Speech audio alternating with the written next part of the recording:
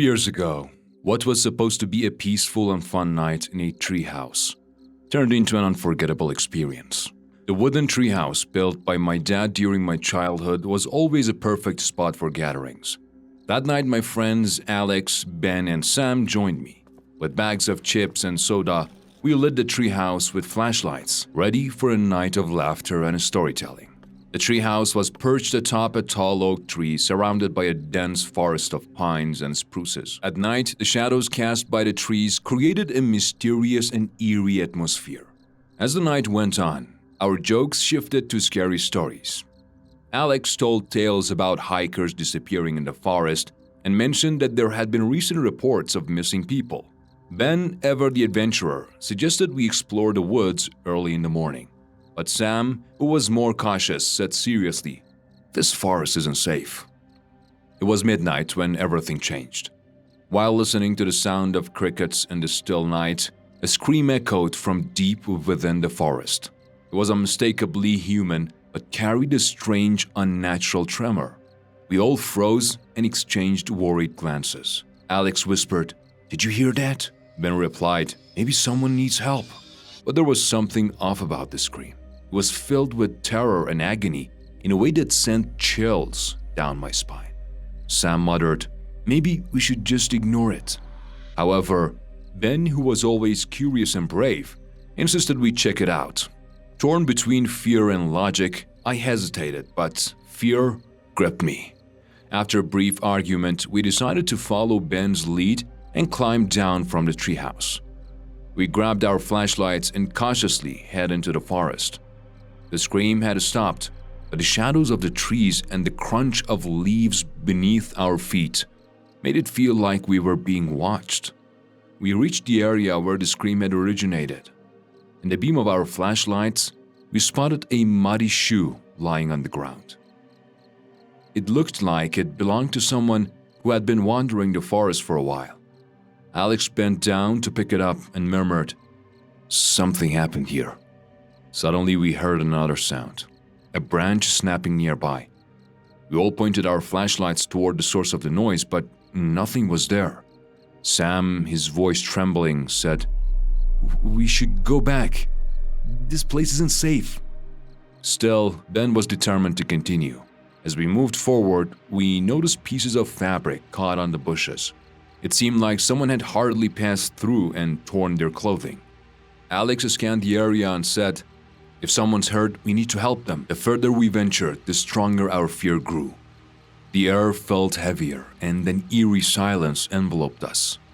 Then another scream pierced the night, this time closer. But when we aimed our flashlights in the direction of the sound, we saw nothing but trees. Finally, Ben relented and we decided to return to the treehouse. As we walked back, the oppressive silence of the forest weighed on us. No one spoke, but we all knew this night had changed something within us. The next day, we reported the incident to the police. They searched the forest and found only the muddy shoe and pieces of fabric. They speculated that the items might belong to one of the missing people, but found no other traces.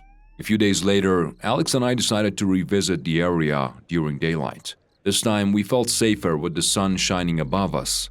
When we reached the spot where we had found the shoe, we noticed that the ground there had been recently dug up and refilled. Neither of us dared to investigate further, and we quickly left.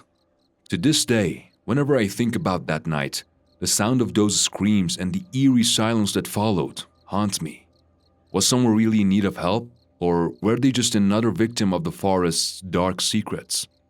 It's a question that remains unanswered, but every time I pass by that forest, I feel like the shadows among the trees are watching me, as if the forest is still, has more secrets to reveal. I'd be grateful if you could like the video before I continue the story.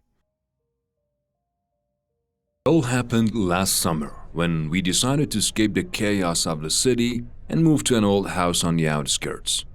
A big house with a pitched roof, a wide yard, and tall trees casting their shadows on lawn until late afternoon.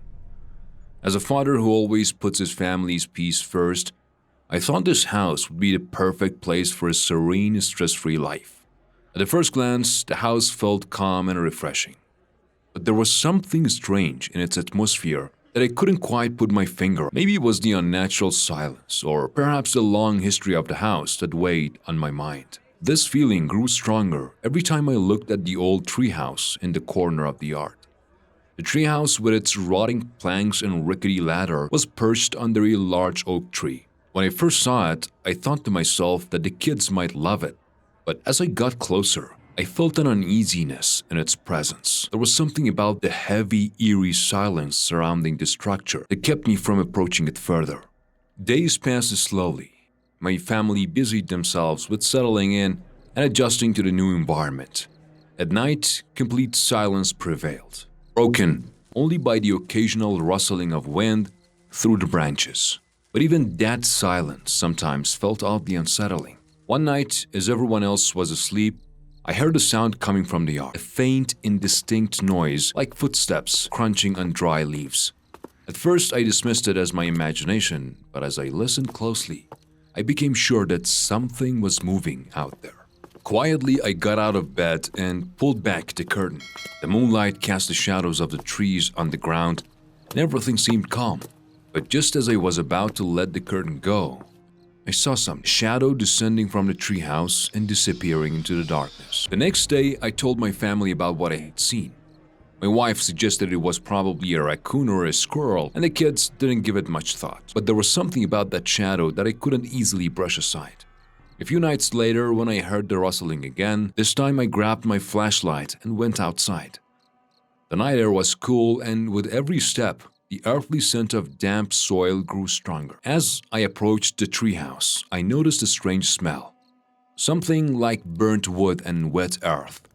I shone the flashlight on the ladder, and that's when my breath caught in my throat. On one of the rungs, there was a muddy footprint. My heart raced and a peculiar feeling gripped me. I tried to calm myself down, convincing myself that maybe one of the kids had left the footprint there. But deep down, I knew that wasn't the case.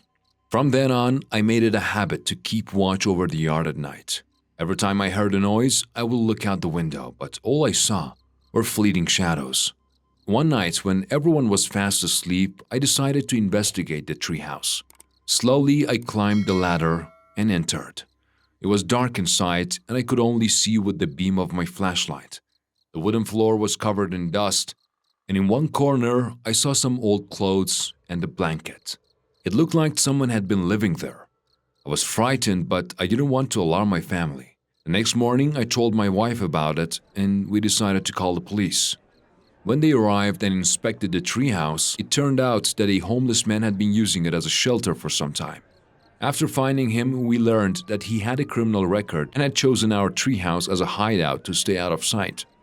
It seemed he would return to the treehouse at night and hide elsewhere during the day. The ordeal appeared to be over, but something in my mind couldn't rest. Even after we had the treehouse torn down, there were nights when I would hear the rustling of leaves or catch a glimpse of a shadow out of the corner of my eye. It felt as though a part of that experience lingered in the house. Now, every night, when the heavy silence of the yard settles in, I remind myself that even in the calmest places there are shadows we can't see, but we can always feel their presence. If you want to hear more scary stories, make sure to subscribe.